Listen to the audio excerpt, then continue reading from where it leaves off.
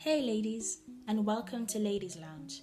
So I'm really excited this week as I get to answer my very first question for this vlog, and it's based around marriage. So because marriage is quite a big topic, I've decided to split my response to this topic into three parts. So part one, which I'll be looking at today, will be my reasons for getting married. Part two will be reasons not to get married, and part three will be do's and don'ts while planning a wedding. Now, in looking at answering this question of why did I choose to get married, excuse me, I need to give you a bit of background. So, prior to this relationship, which is now my marriage, I was in a long-term relationship and a long-distance relationship, and things were great. There were no issues, and we were talking about the future and such like. But actually, in the back of my head, in the back of my mind, there'd been niggling thoughts, that I'd compromised quite a lot of things that I believed to be very important in relationships that I'm in, and knew that these, were causing reservations and uncertainties pertaining to the relationship. But actually, I didn't do anything about it out of fear, because we'd been together for such a long time. I didn't want to hurt him, and those sort of things. But I'd known for a while that I wasn't completely sold and 100% sure in the relationship. And so, while I was in my last year of uni, I met my husband, and we got to know each other, and at the time actually I was still in my previous relationship, and so I quickly realized that my husband began liking me or had some sort of crush on me, and I decided to tackle that straight away, because I've always been a person who is committed to their relationship, committed mentally, committed emotionally, committed physically, and committed spiritually. So I didn't want there to be any potential hazards or issues that this new friendship was going to cause in my relationship. So I decided to have a conversation with my husband, who at the time was just a friend, and just stated very clearly that if he wanted to pursue a friendship with me, I'm happy to do that. But at that time, I was in a committed relationship, and if he wants something more than a friendship, I'm afraid he won't get it from me.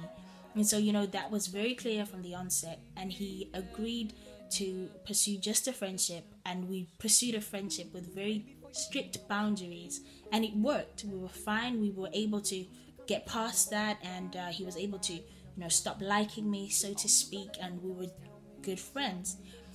And about 8 months after we'd met, we both were volunteering at a children's weekend away.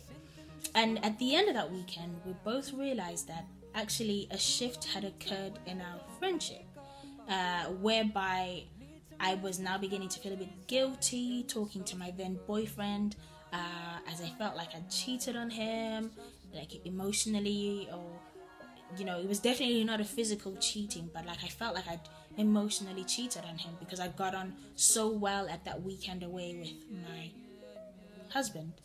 And actually, I also realized that I didn't want to just be his friend at that point, which then obviously meant that I had to seriously review my then relationship, because like I said earlier, I was not one to cheat. I didn't want to cheat. I'd never cheated before, so I had a conversation with my then boyfriend and just told him what was going on, how I was feeling, which was hard because obviously no one wants to hear that, but I felt that I owed it to him to know what was going on, as opposed to pretending like it didn't happen, and maybe even pretending like I could deal with still being in a relationship but possibly liking someone else. And actually, the week that led up to the break of our relationship with my ex-boyfriend was a very difficult week, because it was horrible. I didn't want to be the bad guy. I'd never broken up with anyone, and like I said, we'd been together for a long time, but I strongly believed that I needed to give my all to that relationship. And because I didn't feel like I could give my all into that relationship. I didn't want to hurt him by dragging it out or pretending like nothing did happen. And actually, because my husband and I were in the same city, and kind of, went to the same church, and that sort of stuff, it would have then meant it would be very difficult to pretend like the weekend away hadn't happened, and to pretend like I don't have feelings for him. So that week I was praying and seeking God, and I really felt at peace with the decision that it was time for the relationship to end. Because actually, like I said, I knew that there were issues, that there were alarm bells ringing for a very long time, but just couldn't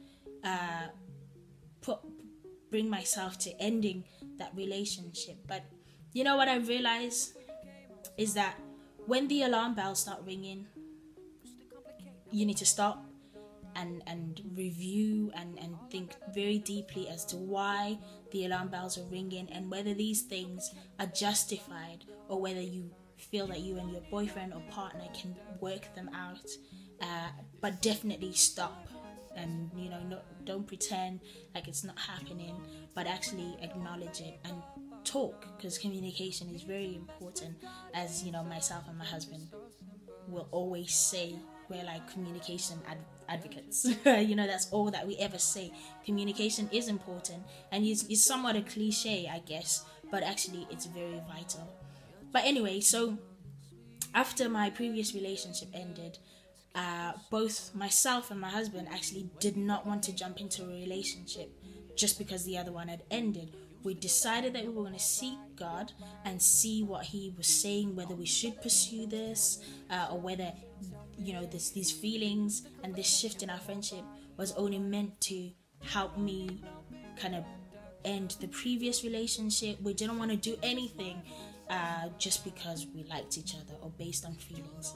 And so that's actually one of my reasons why I decided to get married. The very first reason was that we had sought God. We had asked, for His input, and asked for confirmation upon confirmation. Actually, it's a bit of a joke, it's a running joke between the two of us, because we kept asking God to confirm it just a little bit more. Can you give us another sign, God? Can you just, let the lightning bolt just strike that place and we'll know it's you talking? It was that long. Like, we kept on asking for confirmations upon confirmations, and He actually kept speaking to us. But actually, more than that, we had people who are close friends of ours who also heard from God, and also believed that God was actually saying that this was His will for us. So we didn't just jump into a relationship. We actually wanted to know and hear from God, because it's important that He was in and is the foundation and the core and the center of our relationship in this marriage. So that's my first reason. I sought after God and truly believed that this was Him ordaining this marriage, this union, excuse me, and it was His will. Reason two was that actually after the end of my previous relationship, I'd made a very firm decision, that the next relationship I was going to be in, irrespective of whether it was going to be with my now husband, was going to lead to marriage. That if that wasn't the case, if that wouldn't be the case, then there was no point pursuing a relationship that wouldn't lead to marriage. So that's my second reason.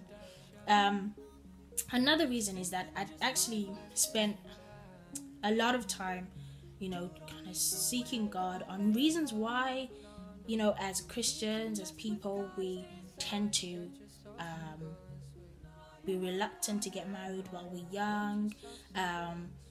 Whether these are godly reasons, whether these, are healthy reasons to have.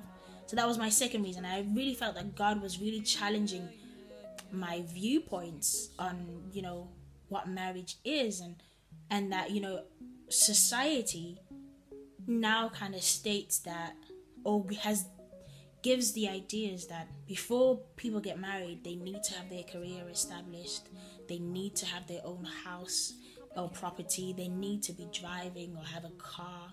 But actually, what's to say we can't do those or establish those in marriage?